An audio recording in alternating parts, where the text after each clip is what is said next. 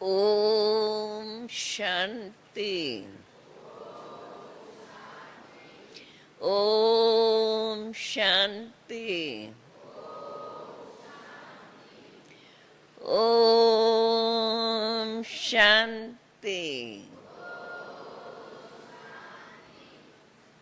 मीठे बच्चे, चलते फिरते क्या करेंगे? चलते फिरते विचार सागर मंथन करो, अर्थात ज्ञान का चिंतन करते रहो। यह ज्ञान मंथन ही बुद्धि का भोजन है। विचार कर सर्विस की नई नई युक्तियां निकालो। प्रश्न है, ज्ञान अमृत धारण करने व कराने की शक्ति किन बच्चों में आती है? जो जवाब जो बाप का बनते ही पवित्रता की पक्की प्रतिज्ञा करते हैं। जो अपने से प्रतिज्ञा करे, मैं सदा दैवी गुण धारण करके ही चलूंगा, गुणों के सिवाय कोई अवगुण काम में नहीं लाऊंगा। जो बाप का बनते ही पवित्रता की पक्की प्रतिज्ञा करते हैं। बाबा कहते, बच्चे याद रखना, अगर इतना सुनते भी पवित्र नहीं बनेंगे। सुन रहे हो बच्चे? एक दो को नहीं देखो क्या कर रहे हैं, कोई लिखता है या नहीं लिखता है और क्या लिखता है, ये नहीं देखना है। तो फिर जो कान में आवाज आएगा वो याद नहीं रहेगा। जो बाप का बनते ही पवित्रता की पक्की प्रतिज्ञा करते हैं। बाबा कहते हैं, बच्चे याद रखना, अगर इतना सुनते भी पवित्र नहीं बनते हो तो बुद्धि का ताला बंद हो जाएगा। एक कान से सुनेंगे, दूसरे कान से निकल जाएगा। अगर बाप का बने हो तो गंदगी को निकाल दो। उल्टा काम किया तो क्या होगा? ये गला तुम्हारा घुट जाएगा, बोल नहीं सकेंगे, ज्ञान सुना नहीं सकेंगे। इसलिए बाबा कहते हैं, बच्चे सावधान रहो। मुरली का गीत है, तूने रात गंवाई सो के रात गंवाई या बाबा को याद करके सोए।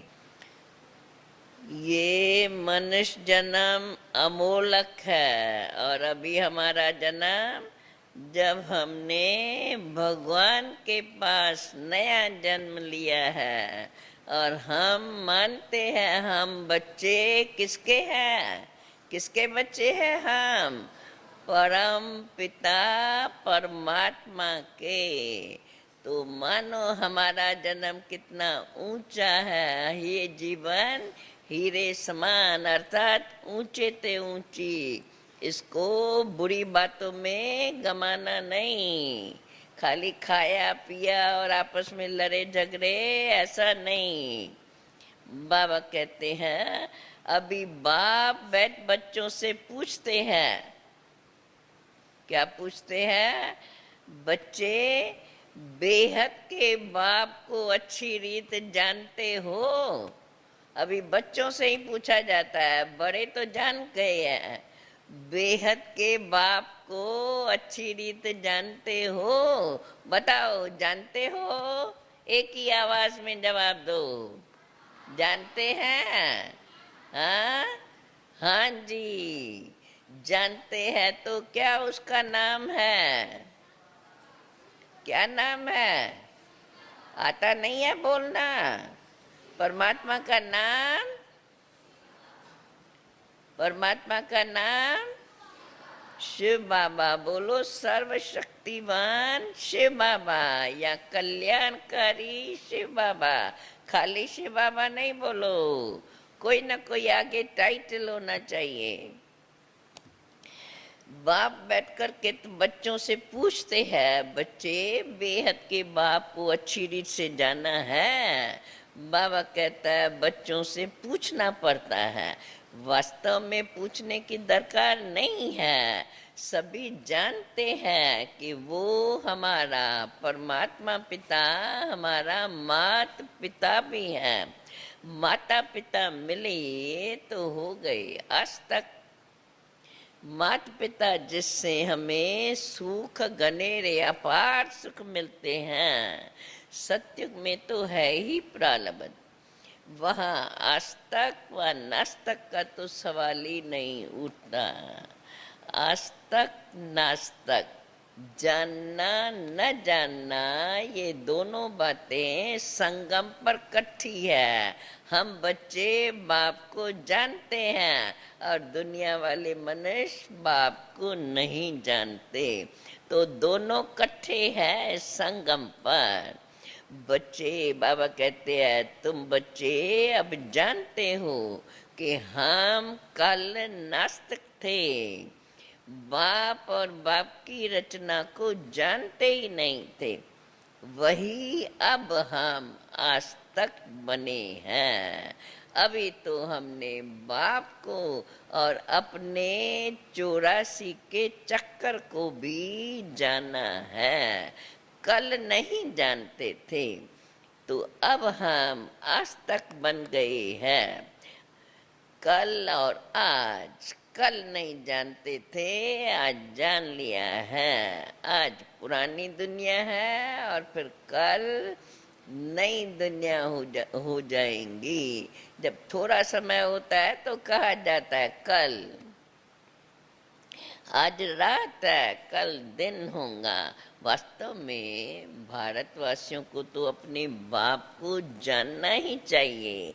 भारत में ही तो सोमनाथ का मंदिर है, शिव जयंती भी तो भारत में मनाई जाती है, परंतु यह बात कोई नहीं जानते है शिव बाबा कब आया था। सोमनाथ जो नाम पड़ा है, उसने कब आकर के ये ज्ञान अमृत पिलाया था। बाबा कहते हैं अभी तुम बच्चे जानते हो, हम बाबा के द्वारा अभी आज तक बन गए हैं, क्योंकि बाप ने अपना परिचय स्वयं बैठ करके हमें दिया है।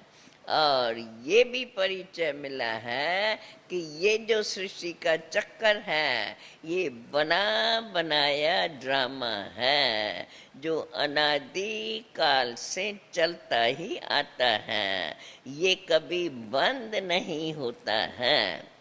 ये सब बातें बाप ने हमें अभी संगम पर ही समझाई है।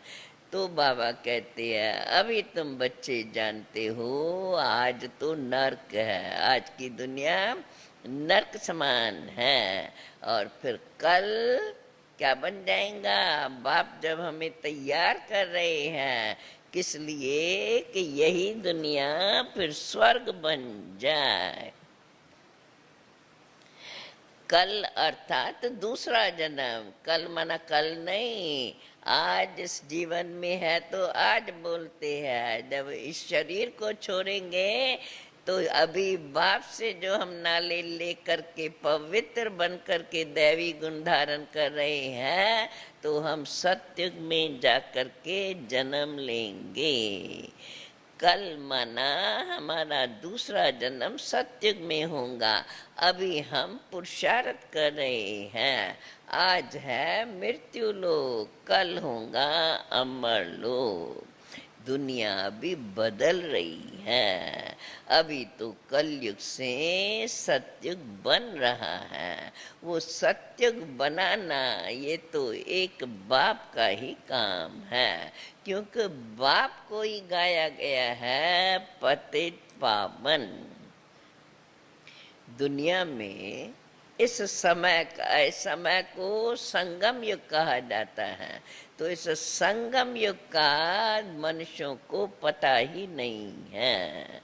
अभी देखो बाप ने हमें समझाया है तो अभी हम कितना रोशनी में आ गए हैं। जब हमें बाप के द्वारा ज्ञान मिला है तो भक्ति भी अभी छोड़ दी।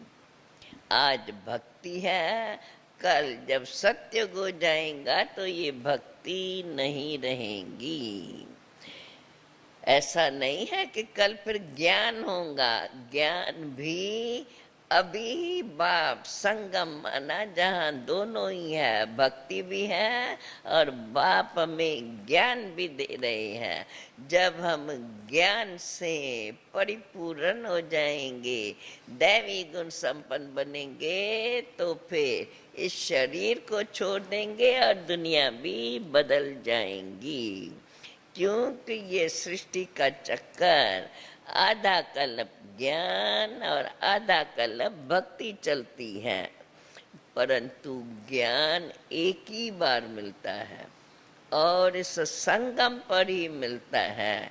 क्योंकि बाप एक ही बार आते हैं और ऐसा ज्ञान देते हैं थोड़े समय में जो हम आत्माओं की गति सदगति हो जाती हैं।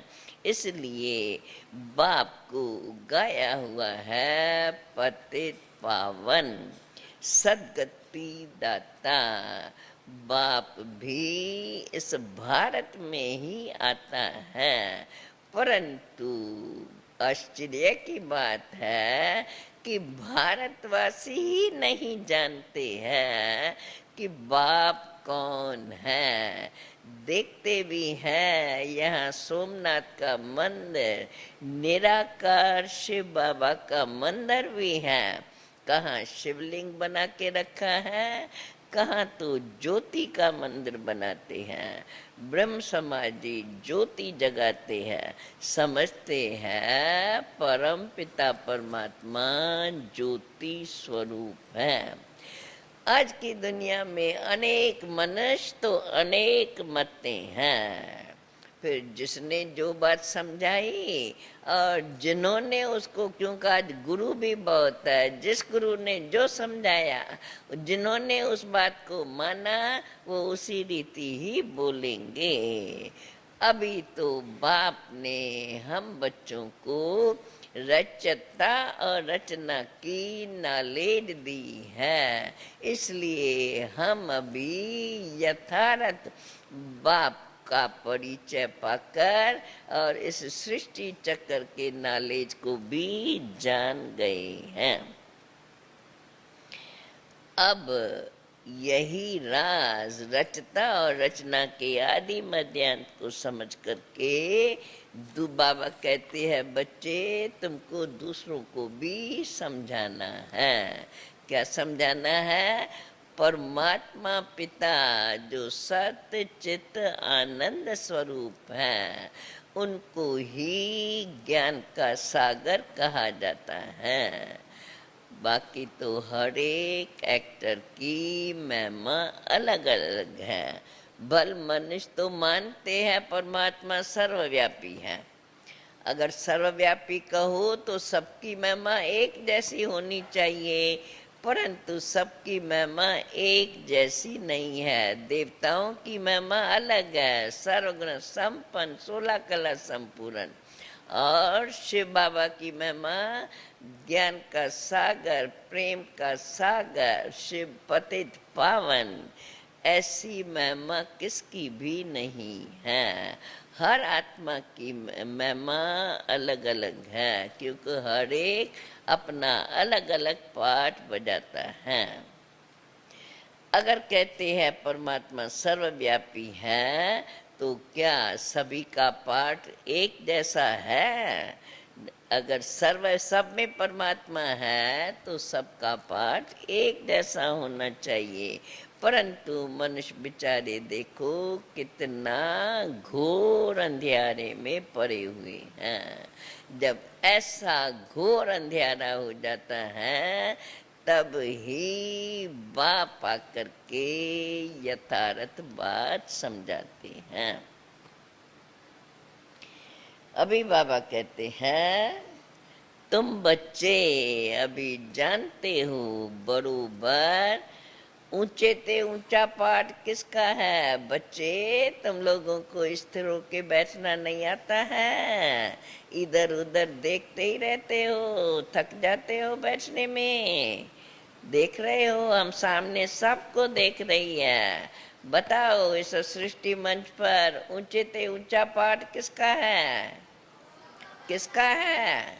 शिव बाबा का। तो ऊंचे ते ऊंचा पाठ है परमात्मा शिव का। उस एक को ही सभी भगत याद करते हैं। भगत तो सभी पतित हैं। पतित किसको कहा जाता है? जो परमात्मा पिता को नहीं जानते हैं। सन्यासी बल ये समझते हैं विकारों से सब नरकवासी बन गए हैं, इसलिए खुद बेचारे घर बार छोड़ करके चले जाते हैं। जा करके तपस्या करके समझते हैं हम ब्रह्म में लीन हो जाएंगे। बाप समझाते हैं यथार्थ नॉलेज किसको भी नहीं है। भल ये बेचारे समझ करके जा करके तपस्या करते हैं। तपस्या करने के कारण कुछ न कुछ उसको शांति का अनुभव हो जाता है। बाकी तो इस समय है ही कल युग, सभी विष सागर में गोते खा रहे हैं, इसलिए अभी की दुनिया को वैशाल्य कहा जाता है। बाप कहते हैं मैं इसको परिवर्तन करके फिर से आके शिवालय बनाता हूँ। सत्युग में तो एक ही धर्म है जिसको आदि सनातन देवी देवता धर्म कहा जाता है। जो देवी देवताएं पूज थे, फिर बाबा वही ड्रामा का राज समझाते हैं। आधा कल्प तो वो पूज रहे, फिर आधा कल्प के बाद धीरे धीरे गिरते गिरते शूद्र वर्ण में आ गए। तभी अब फिर सब पतित पुजारी बन गए हैं। सबसे जास्ती सभी धर्मों से जास्ती पावन यह भारतीय अर्थात भारतवासी ही थे। और अब भारतवासी ही बाप को भूल गए हैं। भूले हुए तो सभी है, परंतु जो जानते थे, जो पावन थे, वही फिर सबसे जास्ती पावन थे। और अब फिर वहाँ ही कहेंगे सबसे जास्ती पतित बने हैं। क्योंकि जो ऊंचे थे वो अगर नीचे गिरते हैं तो उनका ही गायन होता है। बाकी जो नीचे ही चलते रहते हैं, चाहे उसमें अधिक भी पापात्मा बन जाए, परंतु वो तो शुरू से ही ऐसे है। इसलिए गायन जो ऊंच थे वो जब गिरते हैं तो उनका ही गायन होता है, दोनों प्रकार से। बाबा कहते हैं अब तुम बच्चों को इस दुनिया को भूल करके ही सत्युग में जाना है। वहाँ तुमको कोई घर बार छोड़ने की जरूरत नहीं। यहाँ भी बाबा कहता है बच्चे तुमको घर बार छोड़ने की जरूरत नहीं है। तुमको तो केवल इस दुनिया को भूल करके बाप को याद करके जीवन को पवित्र बनाना है। इसलिए तुम्हें सत्युग में जाने के लिए जैसे कल्प पहले पुरुषार्थ किया है, वैसे ही बाप अभी तुम्हें पुरुषार्थ करा रहा है। बाप ने तुम्हें बताया है यही भारत पूज था, जो फिर पुजारी बना। अभी फिर से बाप आकर के तुम भारतवासियों को पूज बना रहे हैं। कौन बनेंगे पूजा? बाबा कहते हैं जो सिकीलदे बच्चे होंगे वही फिर इन बातों को समझ करके और आकर के फिर से देवता बनने का पुरुषार्थ करेंगे। जो देवी देवता धर्म के नहीं होंगे उनके बुद्धि में तो ये ज्ञान बैठेगा ही नहीं। भारतवासी ही आदि से आते हैं तो उन्हों का ही 84 जन्म होता है। बाप ने आकर के ये सारा राज सृष्टि चक्र का तुम बच्चों को समझाया है। बच्चे जानते हैं, अभी बाबा ने हमें जानकारी दी है, हम आत्माएं पहले पहले ब्रह्मांड में रहते थे। पहला नंबर वहाँ रहने वाला है शिव बाबा, जो सदा ही ब्रह्म तत्व में रहते हैं। फिर दूसरे नंबर में शिव बाबा सूक्ष्म वतनवासी ब्रह्मा विष्णु शंकर को रचते हैं। और फिर उनके बाद कहेंगे इस सृष्टि मंच पर ऊंचे ते ऊंचे श्री लक्ष्मी श्री नारायण, जिन्होंने सारी विश्व पर राज किया। और उस समय एक ही आदि सनातन देवी देवता धर्म था। अभी ये सब बातें बाबा कहते हैं इस समय ही तुम्हारी बुद्धि में ये सारे सृष्टि झार का राज समझा हुआ है। सत्युग में ये ज्ञान नहीं होगा। वहाँ न ज्ञान है न अज्ञान है, विकार भी नहीं है, बेसमझ भी नहीं है, क्योंकि वहाँ आत्मा का अंदर ज्ञान है। अर्थात देही अभिमानी होकर के हर कार्य करते हैं। भले ये याद नहीं करते मैं आत्मा हूँ, परंतु उनके अंदर पूर्व जन्म में बाप से जो ज्ञान लिया तो जीवन में पवित्रता और दिव्यता की धारणा करके ऐसी जीवन बना दी जो विकारों से सदा मुक्त रहे। वो है प्रारब्ध जो अभी के इस ज्ञान से पाते हैं। अभी है हम सबकी चढ़ती कला। फिर तो जब सत्युग में जाएंगे आधा कल्प अभी के पुरुषार्थ की प्रारब्ध भोग करके फिर धीरे धीरे बदलते जाएंगे। अर्थात 16 कला से धीरे धीरे कलाएं कम होती जाएंगी। बाबा कहते अभी तुम बच्चे सारे कल्प का हिसाब निकाल सकते हो, क्योंकि बाप ने अभी तुम्हें सारे कल्प का राज समझा दिया है। बाबा कहते हैं अभी तुम बच्चे बीज और झाड़ को भी अच्छी रीत से जान चुके हो। अभी तुम सब बाप के द्वारा आज तक बन गए हो।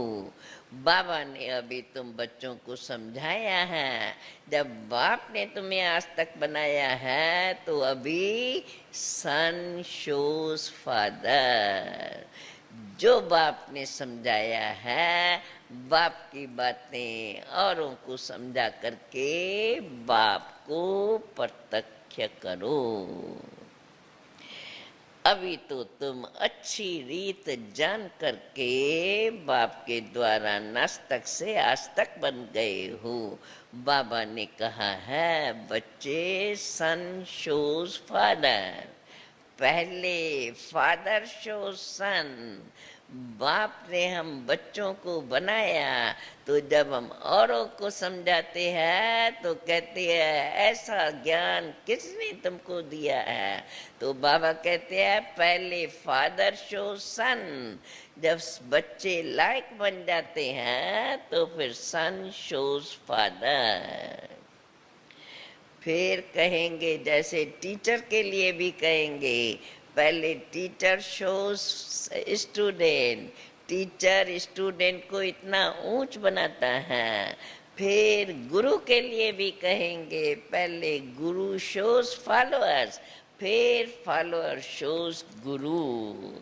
यहाँ तो देखो बाप ही बाप भी है, टीचर भी है और सतगुरु भी है। वो है रचता।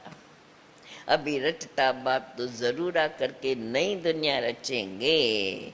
नई दुनिया में श्री लक्ष्मी श्री नारायण का ही राज रहता है। अब अगर उन्होंने देखा जाए, उन्होंने ऐसा वर्षा किससे लिया, किसने ऐसे कर्म सिखलाया जो इतना ऊंच पद पाया। बाप कहते हैं बच्चे मैंने ही तुमको ऐसे श्रेष्ठ कर्म सिखलाए हैं जो तुम जाकर के 100 देवी देवता बनेंगे। स्वर्ग में तो अपार सुख है। अब वो स्वर्ग का वर्षा, अपार सुखों का वर्षा तुम बच्चों ने बाप से ही आकर के लिया है। जरूर बाप ने ही तो आकर के भारत को स्वर्ग बनाया था।